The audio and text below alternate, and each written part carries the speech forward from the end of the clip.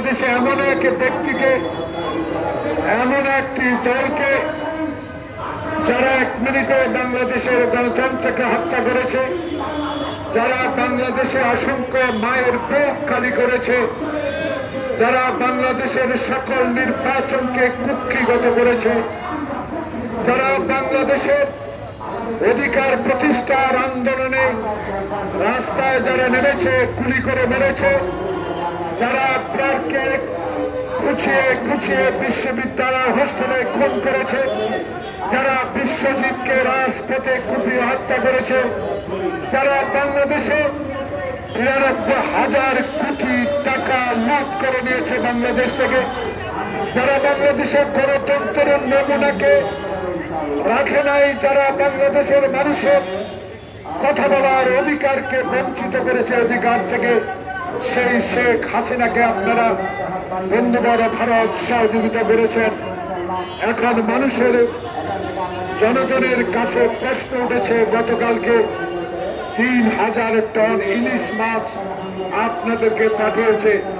আমরা মনে করেছিলাম বাংলাদেশের মানুষ যারা 16 বছর এই স্বৈরাচারী শেখ হাসিনার অত্যাচারে জর্জরিত ছিল, যিনি আপনার দেশে অবৈধভাবে বিনা পাসপোর্টে বাংলাদেশের শত শত মামলা থাকার পরেও কি করে আপনার দেশে অবস্থান করছে, বাংলাদেশের মানুষ আশা করেছিল শেখ হাসিনাকে আপনি অনতিবিলম্বে যেদিন আপনার কূটনীতিক ভিসার অবস্থান শেষ হয়েছিল তার পরের দিন বাংলাদেশে আপনি প্রেরণ করা উচিত ছিল। তাই বাংলাদেশের মানুষ ভারতের এই প্রশাসনকে কোনোদিনও বিশ্বাস করতে পারে না, করবে না।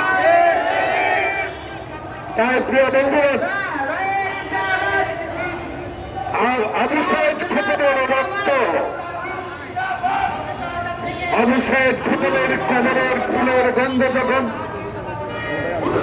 যুদ্ধের কবরে ফুলের গাছ বড় হয়ে গেছে, সেই গন্ধ চারিদিকে ছড়িয়ে পড়েছে। তার মায়েরা এখনো আবু সাইদ খোকনের মুগ্ধের রক্তে রাঙ্গানো সে লাল শাড়ি পরে এখনো মানুষকে দেখাবার চেষ্টা করছে। প্রিয় ভাইরা, যখন মুগ্ধ আর খোকনের রক্তের গন্ধ এখনো আমাদের মাঝ থেকে যায় নাই, তখন আবার এই বাংলাদেশে আওয়ামী লীগের দুঃশাসন আমাদের প্রিয় দেশ খাগড়াছড়ি রাঙ্গামাটিতে আবারও অসহযোগ করে বাংলাদেশের এই সরকারকে অস্থিতিশীল করার যেই ষড়যন্ত্র লিপ্ত আছে তার প্রমাণ শেখ হাসিনা ভারতে বসে এখনো বাংলাদেশের গণতন্ত্রকামী মানুষের বিরুদ্ধে মুক্ত খবরের রক্ত প্রতি বেইমানি করার ষড়যন্ত্রে লিপ্ত আছে। তাই ভারত আপনাদেরকে, বাংলাদেশের মানুষ কখনো আপনাদেরকে বিশ্বাস করতে পারে না। তাই আজকে আমি প্রথমেই দাবি করি, আমার বিশ্বাস বাংলাদেশে চলমান রাজনৈতিক পট পরিবর্তনের পর আমরা আশা করেছি, প্রিয় সাংবাদিক বন্ধুগণ, যারা আজকে বাংলাদেশে অগণতান্ত্রিক ভাবে দিনের ভোট রাতে করে বাংলাদেশের সংবিধানকে লঙ্ঘন করে ক্ষমতায় বসে আমার মায়ের বুক খালি করেছে, সেই শেখ হাসিনাকে আমরা আশা করেছিলাম আপনারা অবিলম্বে হস্তান্তর করবেন, কিন্তু সেই বিশ্বাস আপনারা এখনো অর্জন করতে পারেন নাই।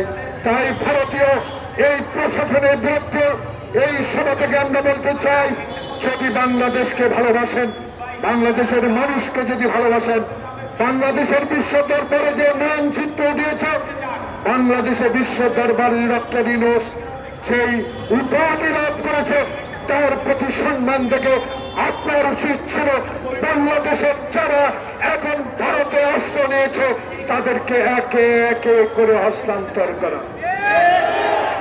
কিন্তু তাই নাই করে এখনো ষড়যন্ত্র চালাচ্ছে শেখ হাসিনা। কিসের ইঙ্গিত, কিসের অবস্থান এখন শেখ হাসিনা? শেখ হাসিনা আপনি মনে করেছেন বাংলাদেশে আবার আপনি ফিরে আসবেন, বাংলাদেশে আপনি আবার রাজনীতি করবেন। যদি সত্যি হতো তাহলে আপনি পদত্যাগ করার পর বাংলাদেশে নিজেই পায়ে হেঁটে জেলখানায় চলে যেতেন। আপনার ভাষা, আপনার কথায় যদি আপনার লক্ষ্য কর্মী থেকে থাকে, আপনার যদি বাংলাদেশের উন্নয়নের কথা বলে যাই আস্ফালন আপনি করেছিলেন, সেটা যদি আপনাদের মধ্যে থাকতো তাহলে আপনি পালিয়ে যেতেন না। কারণ পালিয়ে যাওয়ার একটি উদাহরণ দিয়ে আজকে একটি পত্রিকায় দেখলাম, প্রিয় সাংবাদিক বন্ধুরা, 18 দিনে 20 কোটি টাকা, মেট্রো রেলে 6 মাসে 20 কোটি টাকা। এই কি আপনার উন্নয়ন? এটা উন্নয়ন না, এটা আপনার ডাকাতি, আপনার চুরি। আপনার চোরেরা এখন কোথায়? হিন্দুস্তানে। আর কালকে দেখলাম ভারতের স্বরাষ্ট্রমন্ত্রী মহোদয়, আপনি বললেন যদি বাংলাদেশের কোন লোক এখানে ঝাড়খণ্ডে থাকে তাকে উল্টিয়ে আমরা চুরিয়ে রাখব। অমিত শাহ, আপনি যেই দেশের স্বরাষ্ট্রমন্ত্রী, সেই দেশে বাংলাদেশ নিয়ে যদি কোন কটূক্তি করেন, আন্তর্জাতিক আদালতে আপনার বিরুদ্ধে বিচার হয়েছে। বাংলাদেশের স্বাধীনতা অর্জনে আমরা যারা হাত প্যান্ট খালি পায়ে যুদ্ধ করেছি, আপনি আশ্রয় দিয়েছেন, স্বীকার করি।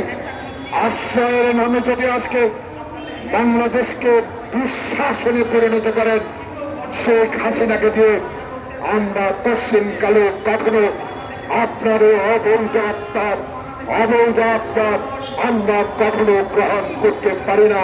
বাংলাদেশ